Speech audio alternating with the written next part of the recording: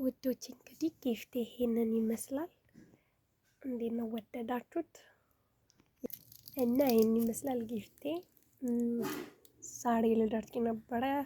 ይሄን ይመስላል ጊፍት ሰጣኛለች። አዩት ሲያምር። እዚህ ጋር ኮባ አለ። አታምርም? እዚህ ጋር ደግሞ ውስጡ ዙራት ምናምን አለ። ማስቀመጫው ነው። እዚህ ጋር ደግሞ ቸኮሌት አለኝ። እዚህ ጋርም ደግሞ ይሄኛው ኮባ አለኝ። ውሃ መጠጫ በሉት። ይሄንንማ ወደ ሀገሬም ነው ይዤ የምገባው። ትቀዳላችሁ እንዴ? ይሄን የመሰለ ጊፍት እና ሴትዮዬም ማሰቧ ራሱ በቂ ነው ከምንም በላይ። እና እስቲ ወደዳችሁት? እስቲ ስንቶቻችሁ ናችሁ በቤታችሁ መዳሞቻችሁ ጊፍት የምሰጣችሁ በልደታችሁ? ካላችሁ ኮመንት ላይ አስቀምጡልኝ ሀሳብ አስተያየታችሁን።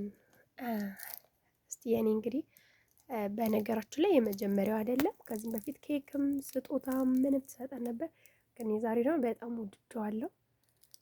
አንዳንድ ጊዜ ፍቅር በዚህ ሲገለጥ ደስ ይላል። ወድጀዋለሁ። ላይክ አድርጉ ከወደዳችሁት እናንተም።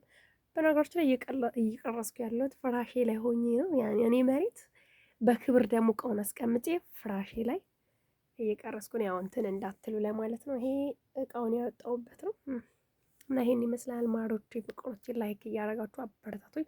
ሀሳብ አስተያየት ካላችሁ ደግሞ ኮመንት ላይ ዱቅ አድርጉልኝ። እወዳችኋለሁ። ቻው ቻው።